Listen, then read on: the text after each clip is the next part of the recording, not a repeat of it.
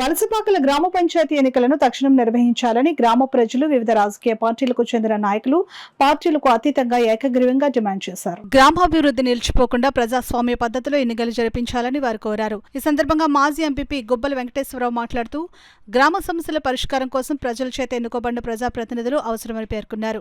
ఎన్నికలు లేకపోవడం వల్ల అభివృద్ధి కార్యక్రమాలు మందగిస్తున్నాయని వెంటనే ఎన్నికల షెడ్యూల్ ప్రకటించాలని ప్రభుత్వాన్ని కోరారు. జనసేన సీనియర్ నాయకులు మాజీ ఉప సర్పంచ్ సల్లాది శ్రీనివాస్ బాబు మాట్లాడుతూ వలసపాకల గ్రామ ప్రజలకు స్వయం పాలన హక్కు ఉందని, గ్రామ పంచాయతీ ఎన్నికలు ఆలస్యం చేయకుండా నిర్వహించాల్సిన బాధ్యత ప్రభుత్వంపై ఉందని అన్నారు. TDP cluster incharge Tatapudi Ramakrishna, ZPTC Nudukurthi Ramakrishna ఎన్నికలు నిర్వహించడంలో ప్రభుత్వం స్పష్టమైన నిర్ణయం తీసుకోవాలని డిమాండ్ చేశారు. కార్యక్రమంలో సిఐటియు నాయకులు రమణ, రాజు, గింజాల రాజు, మాజీ ఎంపీటీసీ సోరంపూడి రమణ, సత్యబాబు, గంగాద్రి, పెరిక గౌతమ్, పిల్లి సత్యబాబు, పడమట వీరబాబు పాల్గొన్నారు.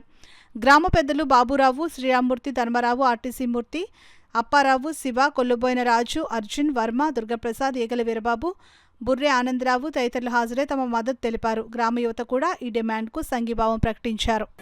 మంచి డెవలప్మెంట్ అనేది ఎవరైతే ఈ ఎంప్లాయీస్ అందరూ ఎన్ఎఫ్సిఎల్ కానీ, జిఎఫ్సిఎల్ కానీ, ఈ ఆయిల్ ఇండస్ట్రీస్ కానీ వచ్చారు కాబట్టి ఇది ఆటోమేటిక్గా కాలనీస్ అనేవి పెరిగాయి.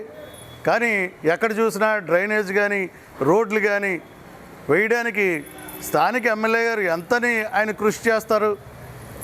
ఇది సర్పంచ్ చెక్ పవర్ ఉంటే 14-15 ఆర్థిక సంఘ నిధులు కంపల్సరీ వస్తాయని, మాకు ఎలక్షన్స్ జరిపించమని ముఖ్యంగా ఈ రోజున ఈ పెద్దల సమావేశం పార్టీలకు అతీతంగా మేమందరం పంచాయతీ ఆఫీస్ దగ్గర మీటింగ్ పెట్టడం జరిగింది.